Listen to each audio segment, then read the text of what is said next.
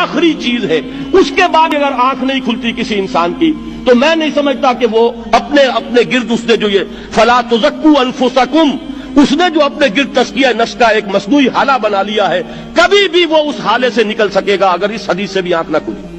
اور وہ حدیث کیا ہے؟ مولانا اشرف علی تھانوی نے اس کو اپنے جو خطبات جمعہ ہیں ان میں نقل کیا ہے، بیہقی کی روایت ہے۔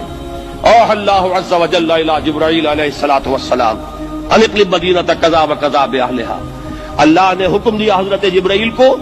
فلاں فلاں بستیوں کو الٹ دو اس کے رہنے والوں سمیت۔ قال فقال،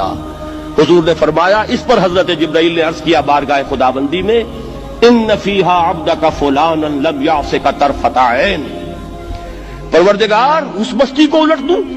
اس میں تو تیرا فلاں بندہ بھی ہے جس نے کبھی پلک جھپکنے جتنی دیر بھی معصیت میں بسر نہیں کی۔ اب آپ اندازہ کیجئے، یہ جو ہے نا اپنے آپ کو رگڑنا اور مانجنا اور پوری زندگی رگڑنے میں اور مانجنے میں لگا دینا، ہم بعض بزرگوں کے تذکرے میں سنتے ہیں اتنے اللہ والے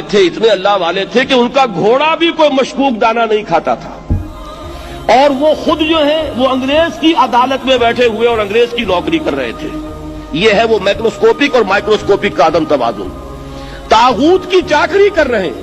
انگریز کی ملازمت کر رہے ہیں، انگریز کے قانون کی تنفیذ کے اندر اعلی کار بن رہے ہیں، لیکن ذاتی تقویٰ اور ذاتی نیکی اور ذاتی للہیت جو ہے اس کا معیار یہ ہے کہ ان کا گھوڑا بھی مشکوک چارہ اور مشکوک کھانا نہیں کھا سکتا۔ یہ ہے وہ عدم توازن، اس کو نوٹ کیجیے گا، جس کو کہ اس حدیث میں محمد رسول اللہ صلی اللہ علیہ وسلم نے واضح کر دیا کہ حضرت جبرائیل عرض کرتے ہیں کہ اللہ فلاں بستی کو الٹ دوں، اس میں تو تیرا فلاں بندہ بھی ہے جس نے پلک جھپکنے جتنی دیر بھی معصیت میں بسر نہیں کی۔ ذاتی نیکی کا اب اس سے اونچا کوئی مقام کوئی شخص مجھے اگر بتا سکے تو میں اس کا مرید ہو جاؤں گا۔ اس سے اونچا کوئی مقام ہوگا کہ آنکھ جھپکنے جتنی دیر بھی کسی نے معصیت میں بسر نہیں کی، ذاتی نیکی کی معراج۔ لیکن حکم کیا ہوا بارگاہ خداوندی سے؟ قال فقال، حضور نے فرمایا، اللہ تعالیٰ نے حکم لیا جبرائیل کو، اقلب علیہ وعلیہ، الٹو اس بستی کو، پہلے اس بدبخت پر پھر دوسروں پر۔ کیوں؟ فإن وجهه لم يتمعر في ساعة قط، اس لیے کہ اس کا چہرہ کبھی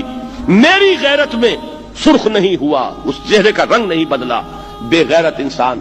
بدیاں پھیلتی رہیں، میرے دین کو روندا جاتا رہا، میری شریعت کی دھجیاں بگڑتی رہیں، عوامر کا مذاق اڑایا جاتا رہا، نواہی کے لیے دنیا کے اندر جن چیزوں سے میں نے روکا اس کے لیے فلسفے تراشے گئے، اور یہ لگا رہا مست رکھو ذکر و فکر صبح گاہی میں اسے، یہ سوائے ذاتی اپنے اس اصلاح کے اور ذاتی تقویٰ کے اور ذاتی نیکی کے اور ذاتی عبادت گزاری کے یہ میدان میں نہیں آیا، اس کا خون نہیں کھولا کبھی،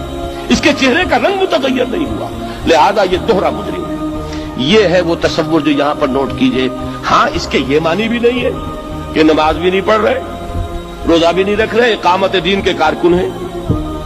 فرض نماز آ گئی ہے وہ چلی جا رہی ہے، جماعت کا کوئی اہتمام نہیں ہے۔ اب یہ دو انتہائیں ہیں، ایک انتہا یہ کہ وہ تزکیہ نفس جو ہے اسی میں وہ رگڑنے اور مانجنے کا عمل جاری ہے، ایک یہ کہ اس کا سرے سے کوئی تعلق ہی نہیں، اپنی ذات سے بحث ہی نہیں۔ وہ کیفیت وہ ہو گئی ہے جو یہود کی آئی ہے قرآن مجید میں کہ تامرون الناس بالبر وتنسون انفسکم وانتم تتلون الکتاب، کیا تم لوگوں کو نیکی کا حکم دیتے اور اپنے آپ کو بھول جاتے ہو؟ یہ دوسری انتہا ہے۔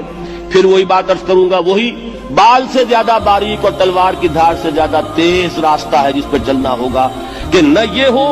کہ وہ مبالغہ ہو رہا ہو، اپنی ذاتی اصلاح میں تو مبالغہ کی حد تک آگے جا رہے ہیں، اور دوسرے یہ کہ اپنے دین کی تبلیغ و اشاعت، اقامت دین کی جد و جہد، اس کا کھانا ہی نہیں کھولا زندگی میں، وہ کھاتا ہی نہیں کھلا ہے۔ یہ ایک انتہا ہے۔ دوسری انتہا یہ ہے کہ انسان یہ سمجھے اپنے آپ کو کہ میں تو مجاہد فی سبیل اللہ اور دین کا کارکن اور دین کا میں اللہ کے دین کو قائم کرنے کی جد و جہد کرنے والا ہوں، جبکہ